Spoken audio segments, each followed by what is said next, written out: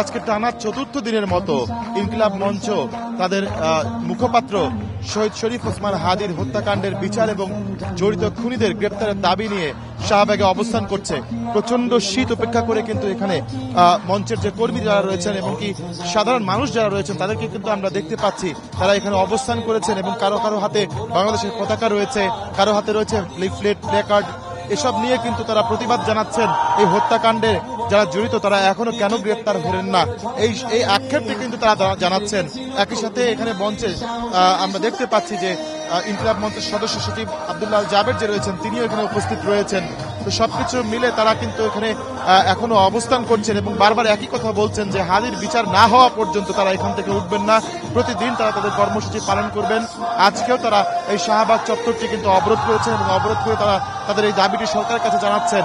তারা বলছেন যে এত বৈরী আবহাওয়ায় উপেক্ষা করে তারা এখানে হাদির হত্যাকারীদের গ্রেপ্তার এবং বিচারের দাবি নিয়ে এখানে বসেছেন, কিন্তু তারপরও সরকারের পক্ষ থেকে তাদেরকে কোনো রকম আশ্বস্ত করা হচ্ছে না যে খুনিদের গ্রেপ্তার করা হবে।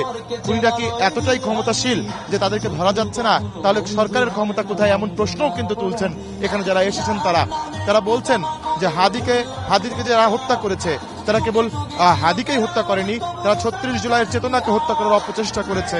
এই অপচেষ্টাকে তারা রুখে দিবেন এবং একই সাথে তারা বলছেন যে আগামী যে নির্বাচন রয়েছে সেই নির্বাচনটি তারা হতে দেবেন না যতক্ষণ পর্যন্ত না হাদির হত্যাকারীদের গ্রেপ্তার এবং তাদের দৃষ্টান্তমূলক শাস্তি নিশ্চিত করা হচ্ছে না। তারা এও বলছেন যতক্ষণ পর্যন্ত হাদিকে যারা হত্যা করেছে তারা গ্রেপ্তার হবে না ততক্ষণ পর্যন্ত সরকারের উপর যে তাদের চাপ রয়েছে সেটি তারা অব্যাহত রাখবেন। আমরা এখানে দেখছি যে শিশু থেকে শুরু করে নানা বয়সী মানুষ কিন্তু এখানে জড়ো হচ্ছেন এবং যতই বেলা গড়াচ্ছে ততই কিন্তু এখানে মানুষের সংখ্যা বাড়ছে। একই সাথে একটি গুরুত্বপূর্ণ পয়েন্ট যেহেতু বন্ধ হয়ে গেছে সেই জন্য কিন্তু ঢাকা শহরে একটি যানজটও আমরা দেখতে পাচ্ছি শাহবাগ বন্ধ থাকার কারণে। এই সমস্ত বিষয় কিন্তু মাথায় রেখে এখানে আন্দোলন করছেন হাদি হত্যার দাবিতে তার ভক্ত সমর্থক যারা রয়েছেন তারা, পাশাপাশি ইনকিলাব মঞ্চে যারা রয়েছেন তারা। তো এখন পর্যন্ত তীব্র শীত যেটি রয়েছে সেটিও কিন্তু তারা উপেক্ষা করে এখানে রয়েছেন। কতক্ষণ পর্যন্ত এখানে থাকবেন সেটি কিন্তু তারা এখন পর্যন্ত নিশ্চিত করেননি। তো আমার কাছে শাহবাগ চত্বর থেকে এই ছিল সবশেষ তথ্য।